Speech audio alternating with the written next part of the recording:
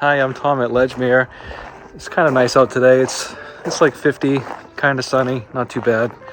I talked to the dealership today, and so I'm going to drop off my Deere tomorrow. What I was reading online is there's a updated kit as of 2021 that supposedly will remedy this once and for all. And I don't know why it took them so long, but hopefully this will be the last time. I'm not a Deere basher. I love this gator, with the exception of the stupid cable. I mean, it's got power steering, it's nimble, it's light, it's fast, it's powerful.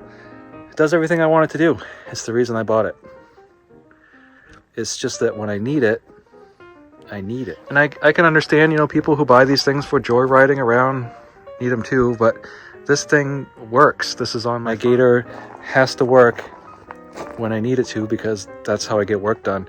And I can take the tractor and put a trailer on it, and it's almost as good, and you can get through the woods a little bit with it, but I can't get to all the places the gator can, because this thing is just so small and nimble and four-wheel drive. The list goes on and on. But anyway, take it back to the dealership in the morning, see what they'll do, and while it's there, I'm gonna have them go all through it and do all the service on it, because it's already there. And so I know it'll be kind of expensive, but that's how I treat my equipment. I like to have all the maintenance done, and yeah, I can do it myself. But I ordered the replacement part for this, and I'm hoping that's gonna come in the mail today. I had some good ideas. Subscribers gave me some good ideas about taking a grade 8 bolt and putting it on the grinder, and I never even thought about that.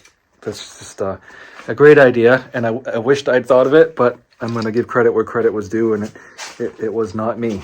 I don't own a lathe, but I do own a bench grinder, and I think with a pair of vice grips and a little bit of patience, I probably could take a grade 8 bolt and make that myself. But regardless, it was pretty cheap to order, and I have it ordered from TM Tractor over in Wyndham, and hopefully that'll show up today. It's one of those funny things where it depends on who I've been around. If I've been around a lot of old timers locally, then I really pick up my dialect from the state, the state of Maine dialect. If I'm not around them, then I kind of pick up speed a little bit, especially when I'm a little bit hyper, like I am right now with a lot going on, and so I'm a little excited. So I tend to talk a little bit faster. Hopefully you can keep up.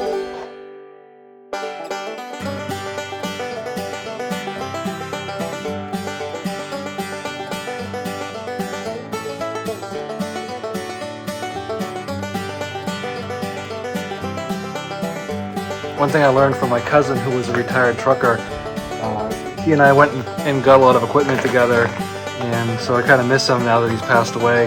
But anyway, he was a retired trucker, and one of the things I picked up from him was when you either have chain binders or your ratchet straps, the chain binder part should be on the part easily seen from your mirrors, so you should put them on the driver's side. And I kind of carried that over with ratchet straps, so I keep them on this side too. That way I can kind of see how it's hooked. And I know you can see like a spider web of straps, and it's because I don't ever know what to do with the tails. If I don't do something with them, then they're flapping all over the place. So down in the comments, tell me what you do with the tails of your straps when you've got too much, because I'd love to know, what you do with them, other than tie them up somewhere, because otherwise, like I said, they'll flap all over the place and go underneath your tire, and then you get a big mess. One mistake I made early on that I'm still paying for in a way was when my brother initially helped me build my tractor shed back there. I had torn down another machine shed here, and the steel corrugated roofing, I repurposed that into the roof of this one.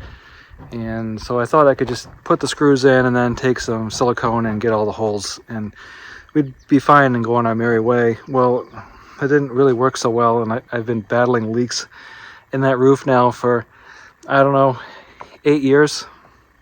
And it just seems like something I go back and do every year is put some zip tape and some roof tar. I put the zip tape down first, and that's good for like a year or two, I guess. But then I put roof tar over the top, and that's a more permanent solution.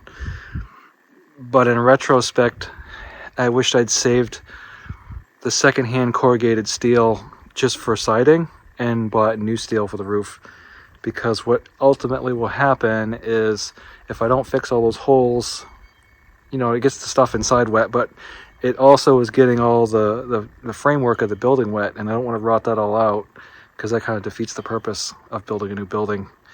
But anyway, in retrospect, that's a mistake I made, and so now I'm still dealing with it all this many years later. So Aiden is up on the roof, and I got most of the holes filled, but it seems like every time it rains, I still have more leaks. And if you go inside, you can see sunlight in a few places. So I had this harebrained idea, if I had this coat hanger straightened out, I could go underneath, see the sunlight, poke the coat hanger through all the different holes, and he can spray it with roof tar. So that's what we're up to next. Last year we had Italian bees and they didn't make it through the winter. So this year we've got Russian bees, which are supposedly more hardy. And so we just bought a package this year from the Honey Exchange down in Portland. So I've got the bees here, and I'm not handling the hive. I'm not messing with the bees. They've been installed. And hopefully we'll have a better season this year as far as bees are concerned. There's not a lot of food out there available for them in the environment right now, so we are feeding them. Once May comes around, I'll start planting bee gardens. And then of course in May, you'll start seeing some of the spring flowers blooming, so that'll be helpful to them. Apple blossoms in particular.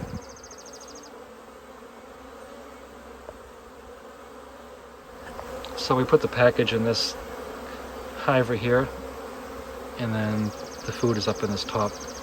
And I do have them in this fenced in area here.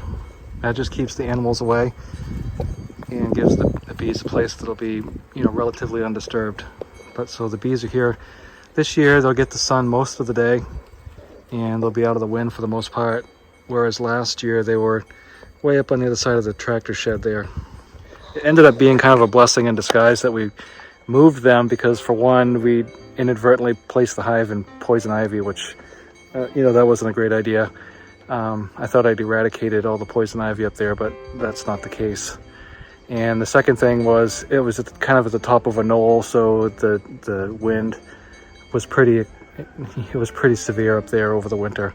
And now they're down here kind of at the base of the hill a little bit, and so that should shelter them.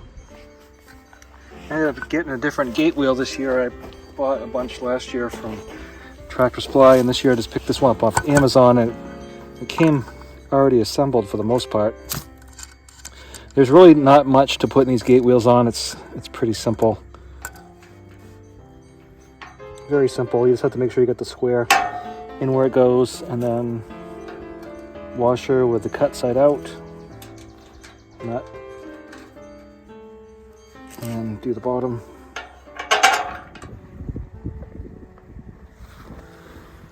It's taken me a lot of years to get this cleaned off. This was all overgrown when I moved here.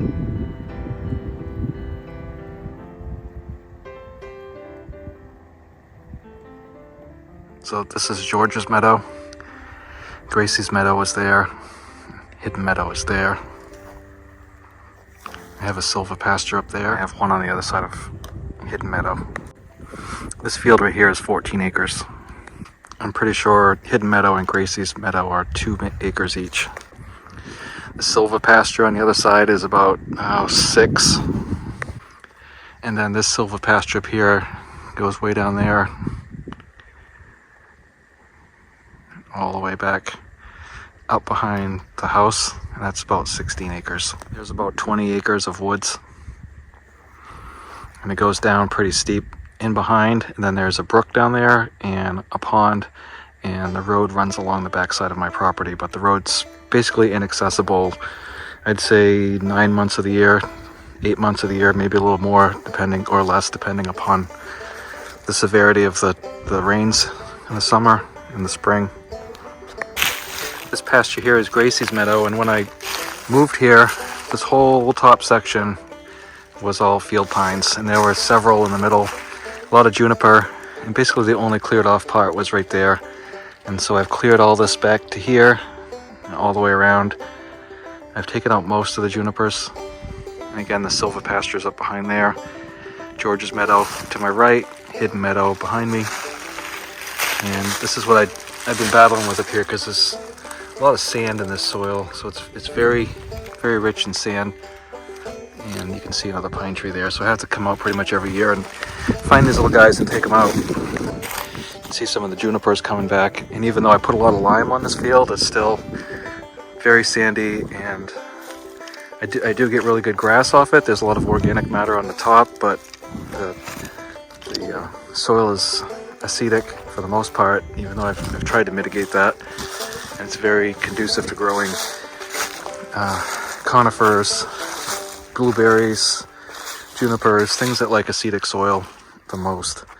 And it wouldn't take very long of me not cutting this for it to grow back in pretty substantially into scrub brush and pines and juniper. And here's the well field over here.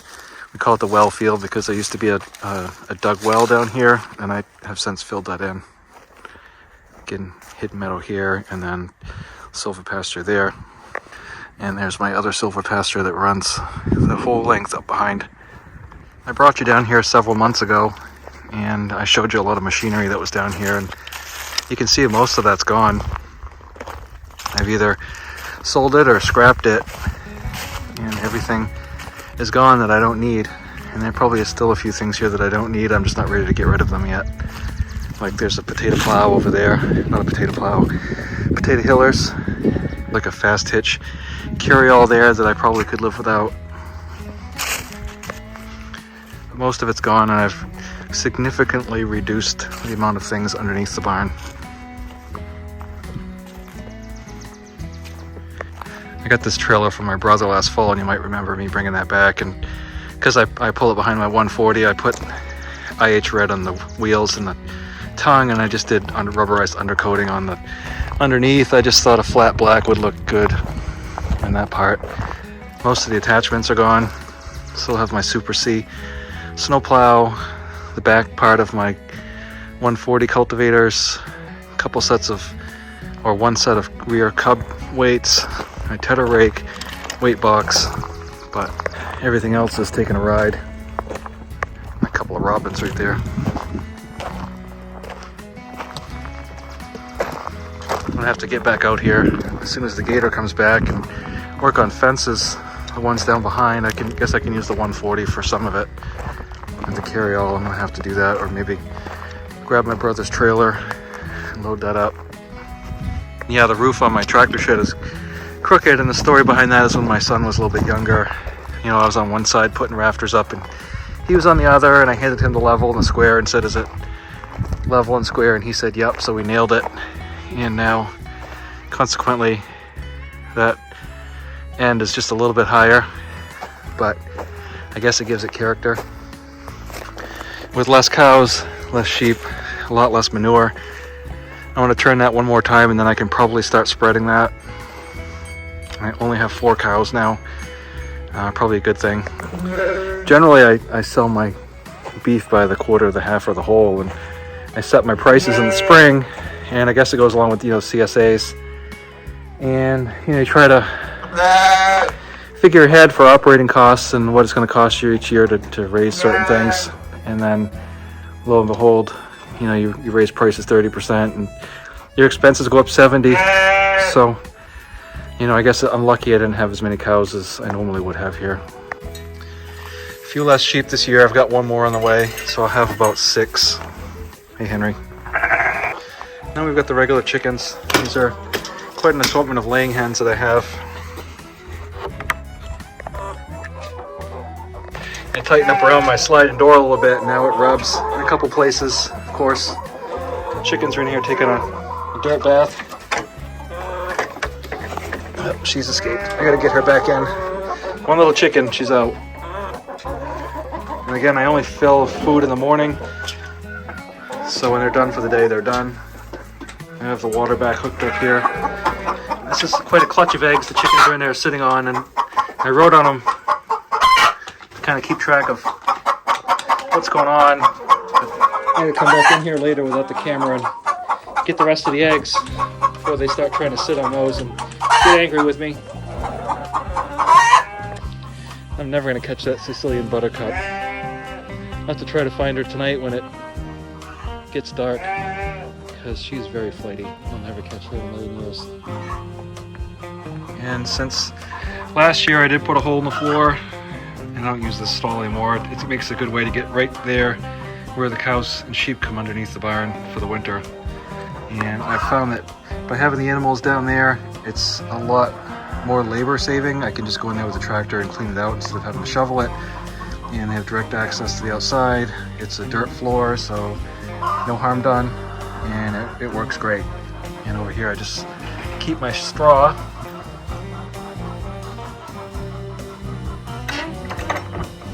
I have lumber up here, and I used to put hay there, but I'm not going to need it this year. A couple 2x12s I used this morning to put on the trailer to hold the junk back. I hauled a ton, actually 3,800 pounds, or no, sorry, 1,800 pounds of scrap to the junkyard. And so we do have 2 calves.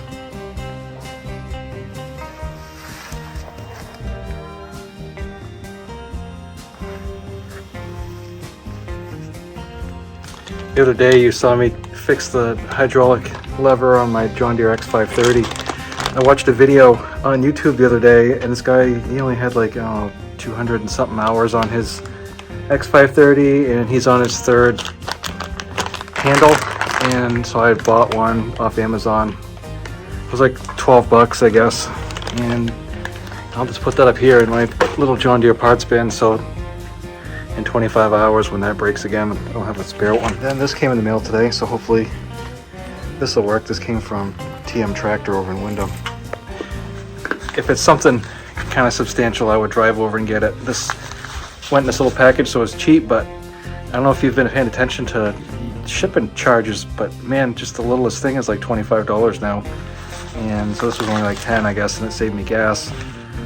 But holy moly, when you start looking at stuff online and they show you the shipping charges, $20, $40, $60, $150 shipping, it really makes you think twice about whether you really need that or not.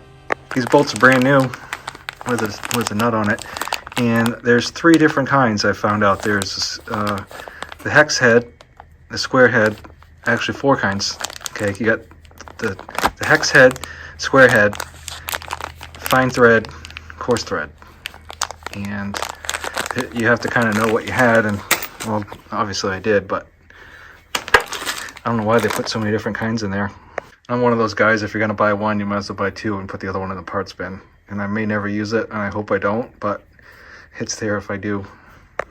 So again, the way this works is there's a keyed notch in there, and then this point goes into that key, and that stops the spindle from wobbling back and forth. And the problem I had with this tractor is that the bolt that was in there was broken, and so I had to easy out this part that was left, and then I ordered one of these. Coming home from the junkyard, and I saw the road commissioner down here, and he's a friend of the family, and so I stopped to talk to him for a few minutes. And this piece of property right here on the other side of my little field went with this house, but the person who had it before me, it wasn't in the family for a period of years, and there was a whole section of land, about 8 acres there, that was a nice buffer, and somebody else bought it before I even was aware the house was here. And you know, things being what they are with the building and everything here in southern Maine, property prices, they've decided to throw some houses out there. So I'm a little nervous about what kind of houses are going to go out there and what the neighbors will be like. And so, because it's right here, and I wanted to put a porch right there because the sun comes up behind me, and now I'm just kind of worried that I'll be looking out and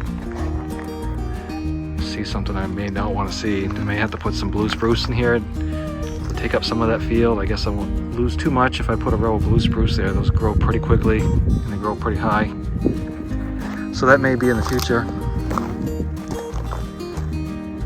But I wasn't very happy to find that out. So the garden spot's here. I got to come out and harrow that under. That's on my to-do list in the very near future. And so let's see. I'm gonna go out back, but my wife's working out there, and she won't be too happy with me if I put her in the video, so I won't.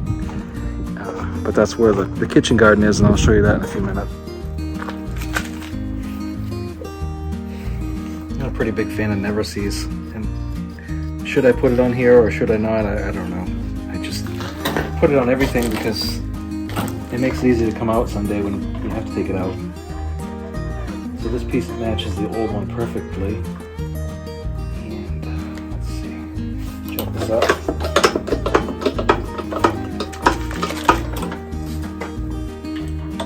It must have worked pretty hard to bust that other bolt off. It just seems like a difficult bolt to break. I guess with impact gun you can break anything. I can see the tire straightening out.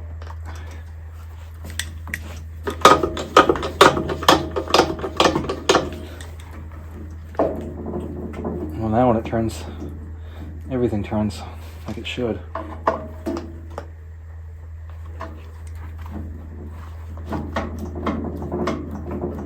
Well, that's better.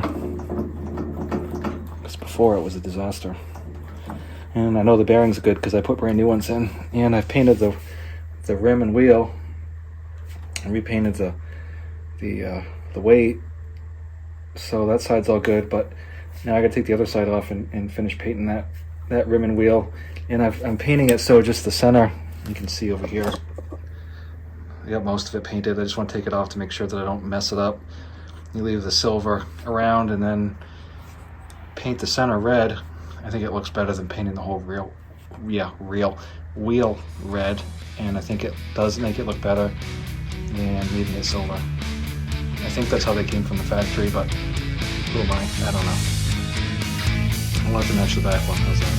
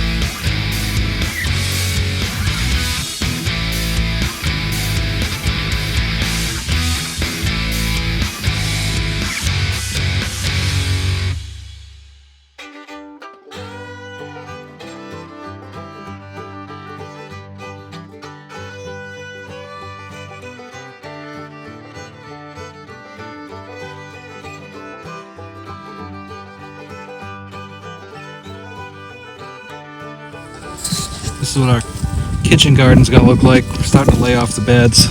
Got some peas in along the bottom here. I got a little trough that leaked, so I'm gonna punch some holes in it and put a little bit of junk in the bottom and then put some compost in it. Put the carrots in that. Here I've got, this is a Bartlett pear, and I think that one's a Danju, and I don't remember what this one is. But you can see all these, well, the water spouts would be down here. So these are just called suckers, and you can see they go straight up. So when I got to prune these, everything that goes straight up has to come off. I end up pruning these hard every year and they grow right back.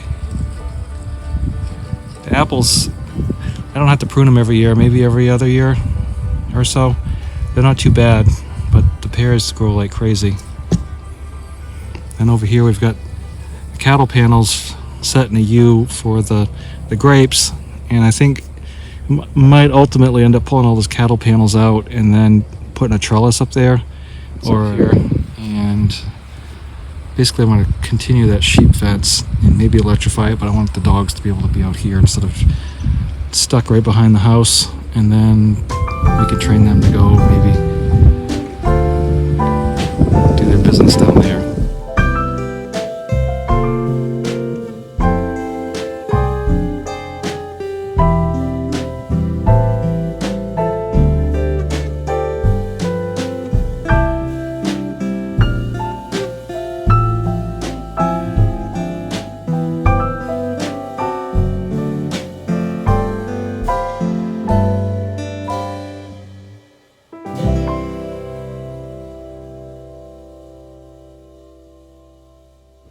Appreciate everybody who comments, leaves all their little information down below. I love to read what everybody has to say and tell me what I'm doing right, what I'm doing wrong, etc. So if you've watched the video for the first time and you like what you see, hit the like button, subscribe, and hit the little bell icon. Next time I talk to you, we'll see how we made out with the gator.